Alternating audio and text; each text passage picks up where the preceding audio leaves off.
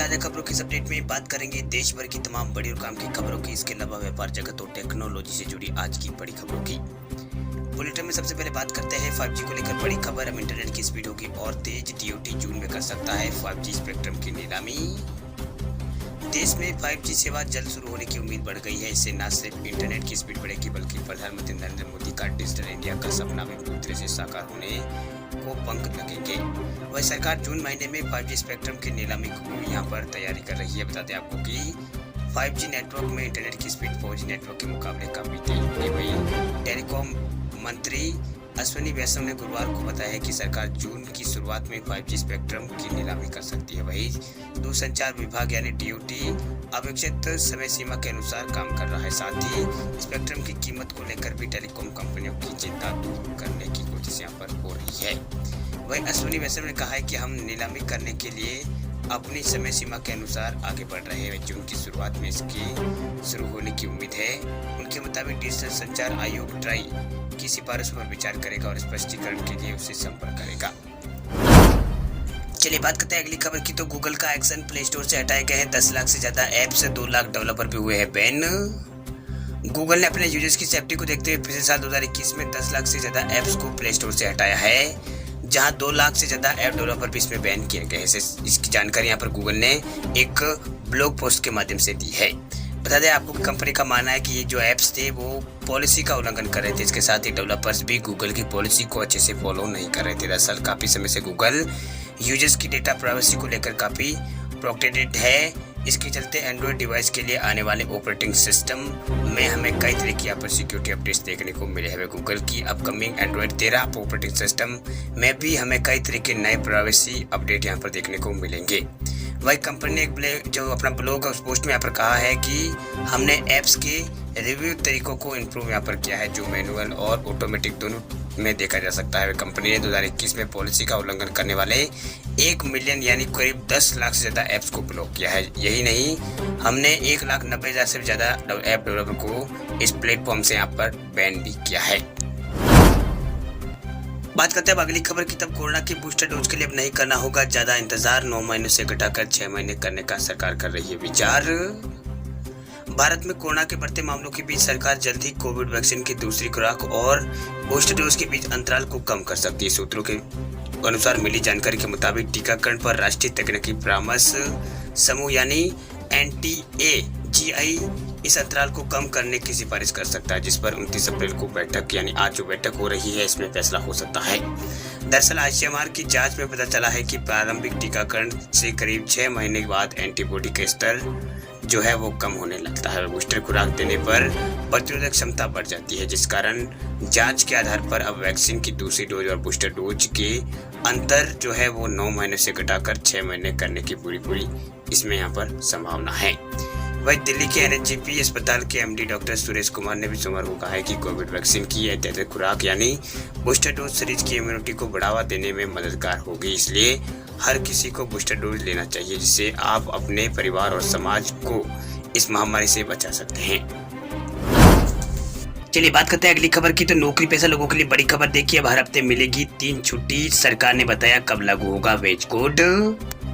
अगर आप भी नौकरी पेशा है तो ये खबर आपको खुश कर देगी। दरअसल देश में जल्द ही 4 लेबर कोड की योजना लागू होने वाली है। इसके बाद आपको हर हफ्ते 3 वीक ऑफ यहाँ पर मिलना शुरू हो जाएंगे। भाई केंद्र सरकार की तरफ से बताया गया कि 90% राज्यों ने लेबर कोड के नियमों का मसौदा तैयार कर लिया है। इन्हें जल्द ही यहाँ पर देश में लागू कर दिया जाएगा।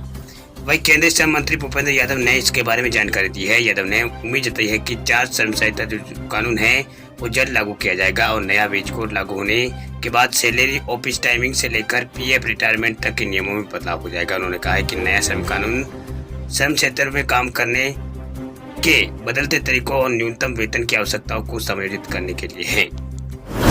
चलिए बात करते हैं अगली खबर की। तो खाद्य तेलों की कीमतों पर नियंत्रण के लिए मध्य प्रदेश सरकार ने तय की है स्टॉक लिमिट।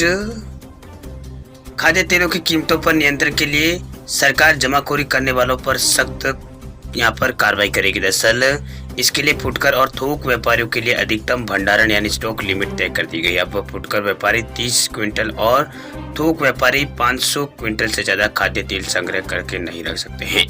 इसी तरह खाद्य तेल तिलहन रखने की अधिकतम सीमा भी यहाँ पर तय कर दी गई है। फुटकर व्यापारी 100 क्विंटल और जो थोक व्यापारी है 2000 क्विंटल से ज़्यादा यहाँ पर नहीं रख सकेंगे। वह खाद्य नागरिक आपूर्ति एवं उपभोक्ता संरक्षण विभाग ने केंद्र सरकार द्वारा खाद्य तेल और खाद्य तिलहन के स्टॉक सीमा तय करने के बाद मध्य प्रदेश खाद्य तेल एवं तिलहन व्यापारी नियंत्रण आदेश यहाँ पर लागू कर दिया गया है। बात करते हैं अगली खबर की, तो आईसीआईसीआई की बैंक एफडी पहले से ज्यादा हुई है आकर्षक। ब्याज दरों में 10 बेसिस पॉइंट की हुई है बढ़ोतरी। फिक्स डिपॉजिट की ब्याज दरों में बढ़ोतरी का सिलसिला लगातार जारी है। तमाम बैंक अब पहले की तुलना में एफडी पर ज्यादा ब्याज ऑफर कर रहे हैं। निजी क्षेत्र का दिग्गज बैंक आईसीआईसीआई बैंक भी एफडी की ब्याज दरों में लगातार बढ़ोतरी कर रहा है। एक बार फिर बैंक ने ब्याज दरों में वृद्धि की घोषणा की। दरअसल आईसीआईसीआई बैंक की वेबसाइट के अनुसार 2 करोड़ रुपए से लेकर 5 करोड़ रुपए तक की विभिन्न अवधि वाली एफडी ब्याज दरों में 10 बेसिस पॉइंट यानी 0.10% तक की वृद्धि यहाँ पर की गई है। बैंक की जो नई दरें है वो 28 अप्रैल 2022 से प्रभावी हो गई है। वहीं निजी क्षेत्र का यह बैंक 1 साल से लेकर 379 दिन तक की जमा पर 4.35% का ब्याज देगा। वह पहले ये 4.3% था। इसी तरह 390 दिन से लेकर 15 महीनों की से कम अवधि के लिए एफडी पर जो ब्याज दर है उसे बढ़ाकर यहाँ पर बैंक ने 4.35% कर दी है। जबकि 15 महीनों से अधिक और 18 महीनों से कम मैच्योरिटी वाली एफडी पर पहले 4.4% की बजाय अब 4.5% यहाँ पर ब्याज ऑफर ये बैंक कर रहा है। बात करते हैं अगली खबर की, तब ई कॉमर्स में अमेजोन और फ्लिपकार्ट का नहीं रह जाएगा दबदबा। छोटे रिटेलर्स भी आसानी से ऑनलाइन बेच सकेंगे अपना सामान।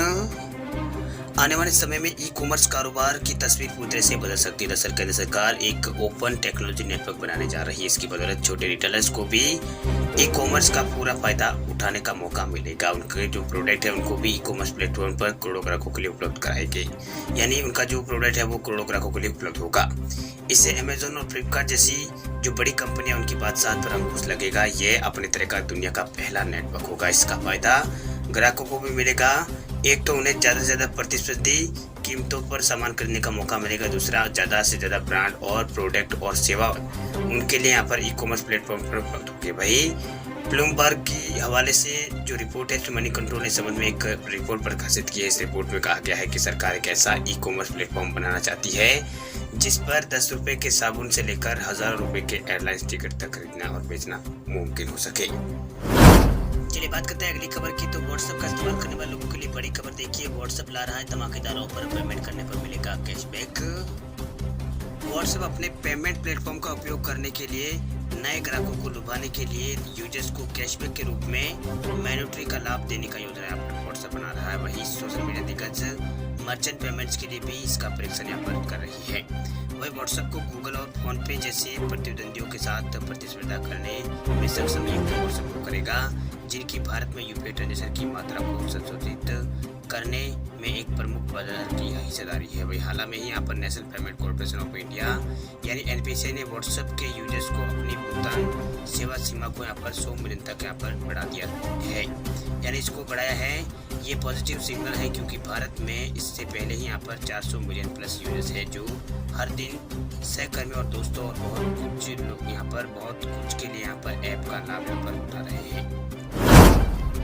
चलिए बात करते हैं अगली खबर की, तो गूगल को लेकर एक और बड़ी खबर। देखिए, गूगल प्ले स्टोर पर आया है खास डेटा सेफ्टी सेक्शन। अब ऐप बताएगा कौन सा डेटा कहाँ हो रहा है यूज। गूगल अपने यूजर्स की सेफ्टी के लिए एक नया data safety feature roll out Google ने कर दिया है। इस फीचर की मदद से अब प्ले स्टोर पर देखा जा सकेगा कि कौन सा ऐप डेवलपर यूजर्स की कौन सी निजी जानकारियों को कलेक्ट यहाँ पर कर रहा है। ये हुबहू एप्पल के प्राइवेसी न्यूट्रिशन लेवल की तरह ही है। वही गूगल की ओर से इसे लॉन्च यहाँ पर कर दिया गया है। बता दें आपको, गूगल प्ले स्टोर का data safety section feature Android users के लिए ही है। इसके लिए गूगल ने सभी ऐप डेवलपर के लिए डेटा सेफ्टी सेक्शन को 20 जुलाई 2022 तक पूरा करने के लिए कहा है। वही जिन ऐप्स के लिए अगर आपको अभी तक यहाँ पर डेटा सेफ्टी सेक्शन नहीं दिखाई दे रहा है, वे आने वाले हफ्तों में आपको जो ऐप्स है वो दिखाने लगेंगे। वही ऐप डेवलपर को गूगल ने निर्देश देते हुए कहा है कि अगर ऐप के फंक्शन में कभी कोई यहाँ पर बदलाव किया जाता है तो उसे भी यहाँ पर डेटा सेफ्टी सेक्शन में अपडेट करना होगा, ताकि यूजर्स जो है वो ऐप के बदलाव के बारे में पूरी तरह से अपडेटेड हो, यानी उनको पूरी तरह की जानकारी हो।